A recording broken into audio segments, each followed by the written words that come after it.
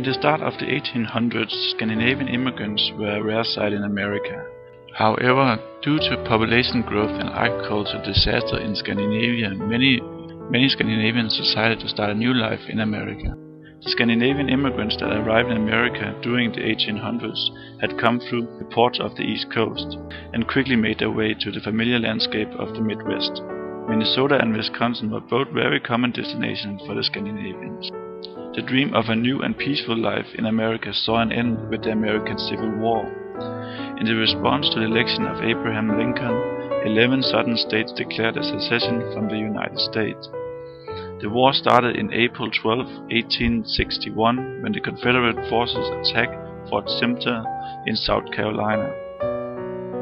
Alexander Randall, governor of Wisconsin, raised 18 regiments of Wisconsin troops.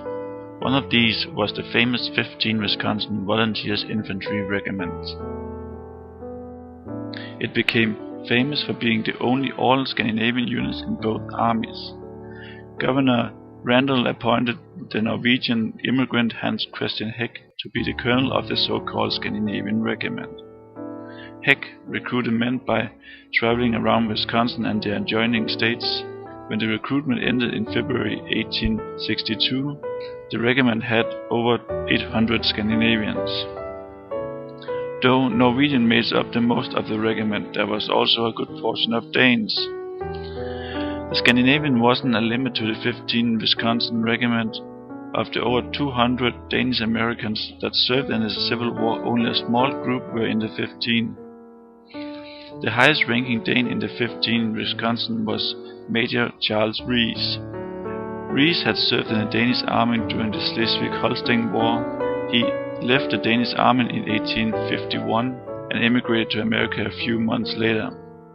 He was very active in the publisher business and worked on various Scandinavian newspapers in the Midwest. When the Civil War broke out, he enlisted into the Union Army, and after half a year service in the 24th Illinois, he was appointed the title of Major of the 15 Wisconsin. He had to leave the regiment after only a few months due to illness, which was a common issue in the Civil War. The Danes contributed not only with their abilities as soldiers, but also with songs to lift the spirit. For example, the Americanized version of the Danish song Den gang jeg drog afsted, which was a popular song during the Schleswig-Holstein War. The 15 Wisconsin's first major battle was at the siege of Island No. 10, an island in the Mississippi River at the Kentucky Bend. The 15 Wisconsin and the 27 Illinois laid siege on the island on March 15, 1862. 23 days later, the Confederates had to abandon the island, leaving a large amount of ammunition, horses, and mules behind. The Scandinavians quickly found that the island was too unhealthy to live on. They had only suffered one casualty from the fighting, but over 150 men had fallen sick.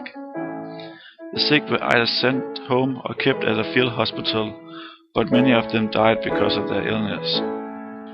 After the Battle of Island No. 10, the 15 Wisconsin moved on first to Corinth, Mississippi, and then through Florence and Murfreesboro to Nashville, Tennessee. During the travel, the 15 Wisconsin fought at the Battle of Perryville. The Scandinavians were among the first to move into the town.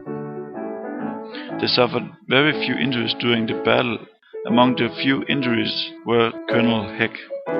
He was slightly injured during the battle when his horse fell. After the Battle of Perryville, the 15 Wisconsin were transferred to Brigadier General Jefferson Davis' brigade, which was a part of the Union's right wing in the bloody Battle of Stones River near the town of Murfreesboro. During the first day of battle, the Confederates focused on the Union's right side, which meant that the initial attack was against Jefferson's brigade. The Scandinavian regiments sustained heavy losses, but they were one of the few of Davis' units that didn't break. They managed to hold the line and keep the Confederates at bay for 13 important minutes. The Scandinavians heroic performance didn't go unnoticed. General Rosecrans moved them to the 3rd Brigade, and Colonel Heg was given the command of the brigade. Heg did, however, not receive a star or the title of Brigadier General. At the Battle of Chickamauga, the 3rd Brigade was given the assignment to make a bridge over the Tennessee River and flank the Confederate Army. Once again, the Scandinavian found themselves in the thick of action. They were fighting alongside Jefferson's men again, and once again, the fighting was going horrible. The officer had a hard time rallying their troops and keep them from leaving the field. It was so bad that some of the officers were shot at by their own men when they tried to stop them from leaving. Heg had more luck with his men, but as he tried to push the men forward, a straight bullet hit him. He suffered long hours in the field hospital before dying the morning after. After the defeat of Chickamauga, the 15th Wisconsin almost ceased to exist, but since they had left 2 companies behind as garrison at Island No. 10, they had enough men to continue. They got attached to General Sherman's Atlanta campaign and fought in 4 of the major battles in that campaign.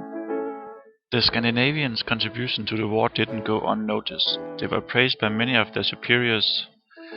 General Sherman is quoted for saying, "I have heard about the 15. I wish we had a whole brigade of such men."